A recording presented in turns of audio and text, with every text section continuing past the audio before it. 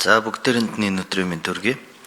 Тэгээд одоо баярагийн архичааг 5 шалгуураар үнэлэхэд мэрэгжлийн хувьд шалгуур хангахгүй ч мэдлэг, туршлага, ур чадвар, ёс зүйн хувьд шалгуур хангаж байна гэж дүгнсэн байна.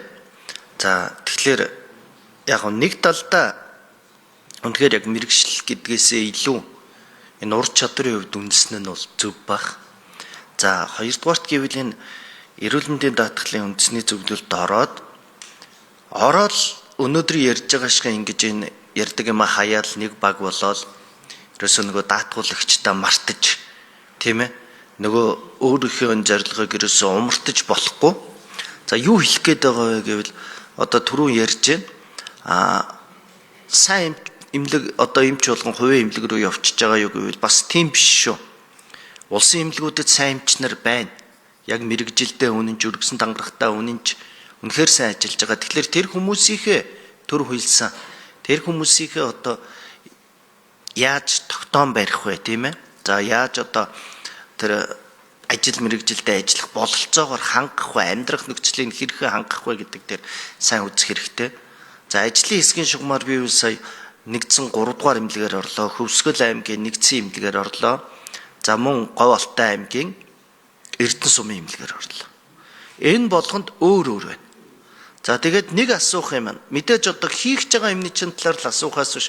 Өнөөдөр бол бид нар өмнө нь хийгдсэн тэр энэ салбарын алдаа оног өөрөөсөө асуугаад яг уу. Энэ жил төсөв дээр одоо мөнгө нэмэгдэж орж ирсэн. За гэтэл тэрүүгээр өнгөрсөн жилүүдийн өрийг дарснаас болж эмнэлгүүдэд дандаа батлагдсан одоо өөрсдийнх нь нөгөө төсвийг нь хасаж өгч байгаа. Энэ бол бүх эмнэлэг дээр байгаа. Нэгдсэн 3 дугаар эмнэлэг дээр ч байгаа, аймгийн эмнэлэг дээр ч байгаа, сумын эмнэлэг дээр ч байгаа. За тэгэхээр энэ төсөв маань өөрөө тэдний гүйцэтгэлтэй ерөөсөө огт уялдахгүй байна. Тэдний гүйцэтгэлийн ерөөсөө 60%-аас 70% дээр байна. Энэ асуудлыг шийдэх дээр одоо ямар гаргалгаа гаргах вэ? Нэгдүгээр. За хоёрдугаарт гэвэл одоо Хөвсгөл аймгийн хувьд бол ямар ч үргүй, ямар ч авлаггүй бие даасан маш сайн ажилласан байсан. Сая очиход бол бие даасан том хагалгаануудыг хийдэг болсон. Эмч ажилчдынхаа одоо ар гэрийн асуудлыг бол маш их шийдэж чадсан байсан. За гэтэл сумын эмнэлэг дээр очиход бол сумуу зочид буудлуу гэдэг нь бол ялгагдахааргүй юм ажиглагдсан. Одоо яг хатуу хэлэхэд. Сумын эмнэлэг дээр очиход шөнийн 12 цагт нэгч эмч байсангүй. Нэгч харуул одоо тэнд байх ёстой жижүүр байсангүй.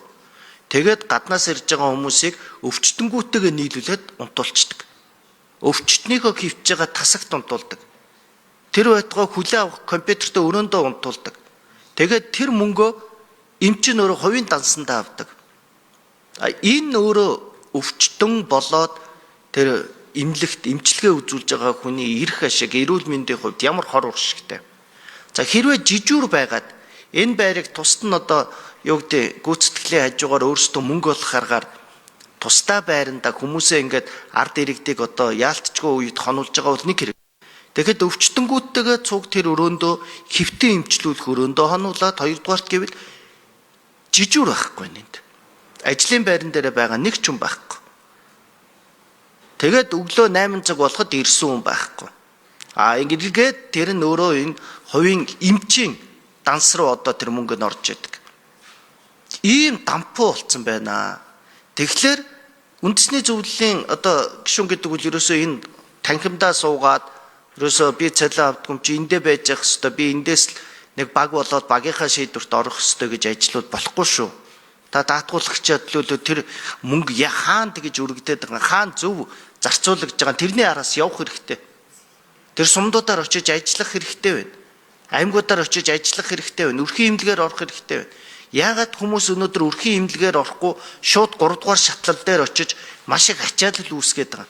3 дугаар шатлал дээр очиж шууд ерөөсөө ханаа түрхэд л хэвтэж эмчлүүлэх нь тэдний хувьд амралтанд байгаа юм шиг совилл маягаар ашиглаад байна шүү дээ.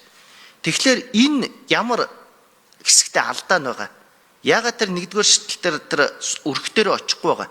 Өрхийн эмнэлгийг яагаад дөнгөж төгсөж ирсэн эмч нарын одоо дамжиж өнгөрөх төр бааз гэж ойлгоод байгаа. Энэ ойлголтуудыг засахын төлөө яг ажиллах хэрэгтэй байна.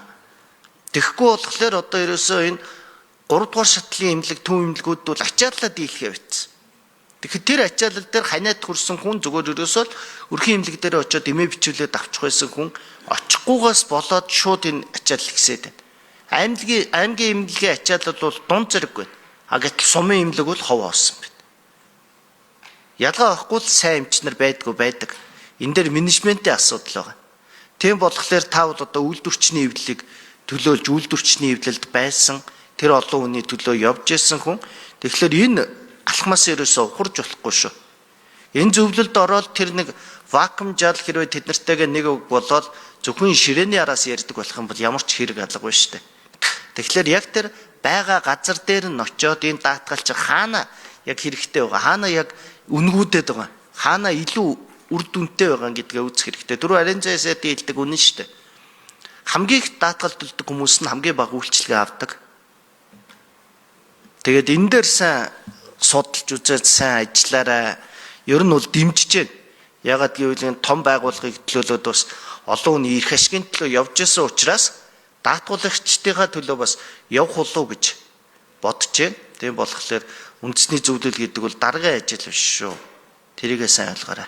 За. За нэр дэвшигч хариулъя. 4-р микрофон.